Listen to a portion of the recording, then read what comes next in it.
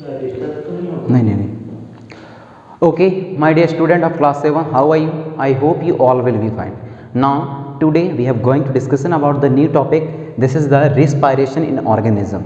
So, today we have discussion very deeply what actually the respiration and which kinds of the which kinds it's taking place and what is the type of the respiration. So, let's look without any wait. Now, first of all, we would go and discussion about the what actually the respiration. So let's look what I am right here beta. The process of breaking down of food, मतलब वह प्रक्रिया वह process जिससे food को breaking down किया जाता हो large substance to small substance. Okay, the breaking down of food in the cell के अंदर फूड को लार्ज पार्टिकल या लार्ज सब्सटेंसेस को स्मॉल सब्सटेंसेस में तोड़ने की प्रक्रिया. Okay, in the cell with the release of energy. जैसे ही आपका फूड मटेरियल जो है hard substances large substance small substance में ब्रेकिंग डाउन हो जाते हैं तो वह क्या करते हैं, एनर्जी रिलीज करते हैं. वह रिलीज हुई एनर्जी का अपन लोग ज़्यादातर किस लिए यूज़ करते हैं बेटा? For the walking, for the cycling, for the riding और डिफरेंट पर्पस. अलग अलग कामों के लिए हम उस एनर्जी का यूज़ करते हैं. तो वही प्रोसेस क्या कहलाती है? रिस्पायरेशन कहलाती है. ओके, नेक्स्ट देखते हैं the type of the respiration. What actually the type of the respiration? It is two kinds of the types of respirations. What first one it is that what aerobic respiration और second one what बेटा? Anaerobic respiration. एक एक करके one by one दोनों को हम देखते हैं कि what actually the meaning of the aerobic respiration and second one what actually the meaning of the anaerobic respiration. So look, respiration or aerobic respiration where food material broken down into the carbon dioxide and H2O with using of the oxygen.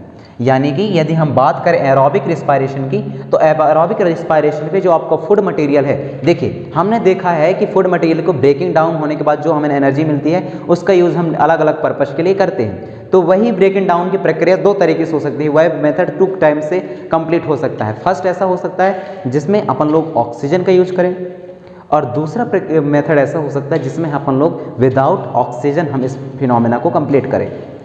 तो दोनों को देख लेते हैं कैसे. Aerobic respiration में देखेंगे जो फूड मटेरियल है वह ब्रेकिंग डाउन होगा और ब्रेकिंग डाउन होने के बाद किस में कन्वर्ट होगा बेटा? CO2 यानी कि कार्बन डाइऑक्साइड और वाटर में कन्वर्ट होगा. और इस फिनोमेना को कंप्लीट करने के लिए, इस रिएक्शन को कंप्लीट करने के लिए हमें ज़रूरत पड़ेगी किसकी? ऑक्सीजन की.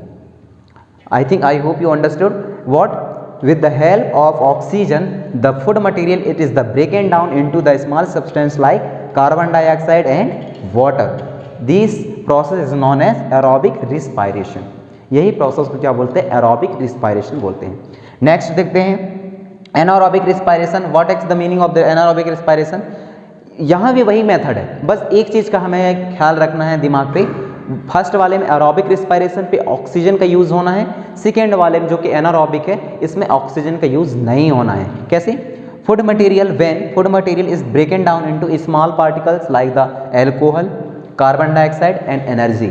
जैसे ही एनारोबिक रिस्पायरेशन पे अपन लोग आते हैं तो फूड मटेरियल किस में कन्वर्ट होते हैं बेटा?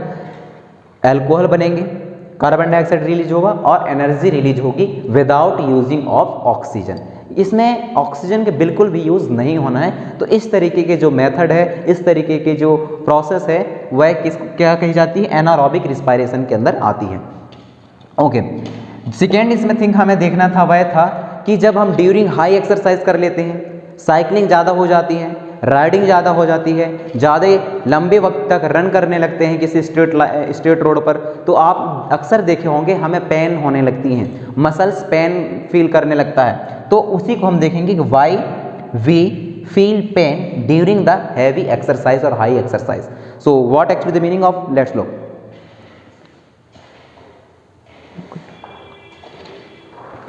Y we feel pain during high exercise. हमें हाई एक्सरसाइज के बाद क्यों फील पेन होता है तो उसके बारे में देखते हैं. ड्यूरिंग हैवी एक्सरसाइज, जैसे ही हम हैवी एक्सरसाइज करते हैं लाइक साइकिलिंग ज़्यादा कर लेते हैं, रनिंग ज़्यादा कर लेते हैं, देन योगा पोजीशन ज़्यादा कर लेते हैं, ये ऐसे टाइमिंग है जिसको कि हैवी एक्सरसाइज बोला जाता है. Then our muscle cell respire anaerobically. जो हमारे मसल सेल हैं यानी कि ये this one this one and this one, this is the come under the muscle cell. ये मसल सेल एक्चुअली ऑक्सीजन से रिस्पायर्ड करते हैं और अपनी मसल्स को या अपनी सेल्स को संचालित रखती हैं। लेकिन ड्यूरिंग द हैवी एक्सरसाइज क्या होते हैं, जो हमारे मसल सेल्स हैं वह रिस्पायर करने लगते हैं। रिस्पायर मीन्स लेने लगते हैं क्या, एनारोबिकली। एनारोबिकली मतलब without using of oxygen, oxygen के बिना जो है अपने रिस्पायर को कंप्लीट करने लगते हैं। That's the reason because the glucose is broken down into the lactic acid. और दूसरी वजह क्या है, और इसी एनारोबिकली रिस्पायरेशन की वजह से जो हम ग्लूकोज है, फूड मटेरियल्स हैं, जो ग्लूकोज है हमारे सेल्स में, वह ब्रेकन डाउन होने लगता है और किस में कन्वर्ट होने लगता है बेटा, लैक्टिक एसिड में। क्यों? क्योंकि यह यूज नहीं कर पा रहा है क्या, ऑक्सीजन। क्यों ये यूज नहीं कर रहा ऑक्सीजन? क्योंकि आप हाई एक्सरसाइज कर रहे हैं, हैवी एक्सरसाइज कर रहे हैं, जिसकी वजह से आपके जो ऑक्सीजन है फुलफिल्ड, जो उसका डिमांड है हमारे मसल्स का, वह पूरा नहीं हो पा रहा है। दैट्स द रीजन उसको एनारोबिकली क्या करने पड़ता है, काम करना पड़ने लगता है। दैट्स द रीजन आपके ग्लूकोज है किस में कन्वर्ट होने लगते हैं, लैक्टिक एसिड में कन्वर्ट होने लगते हैं। और इन्हीं लैक्टिक एसिड के एक्यूमुलेशन मतलब जमाव की वजह से, इन्हीं लैक्टिक एसिड के जमाव की वजह से किसी पर्टिकुलर प्लेस पर, such as your hand, such as your legs, ऐसी जगह पर एक्यूमुलेशन, किसके, लैक्टिक एसिड के एक्यूमुलेशन की वजह से आपको क्या फील होता है, पेन फील होती है। आई होप ये हमें पेन क्यों होती है during the heavy exercise, during the high cycling, during the riding time, ये ड्यूरिंग द क्लाइंबिंग टाइम, आपको अब समझ में आया होगा। क्या, हमारे मसल सेल एनारोबिकली रिस्पायरेशन करने लगते हैं, जिससे हमारे अंदर सेल के अंदर जो ग्लूकोज हैं वह किस में, लैक्टिक एसिड में कन्वर्ट होने लगता है। और लैक्टिक एसिड की एक्यूमुलेशन से मतलब जमाव से पर्टिकुलर प्लेस पर हमें पेन फील होने लगता है। This is the only one reason we feel what बेटा, pain in the particular places. मिलते हैं नेक्स्ट क्लासेस में, जिसमें हम देखेंगे breath, inhalation, exhalation, breathing rate and how breathing happens. So मिलते हैं नेक्स्ट क्लास में। Thank you so much.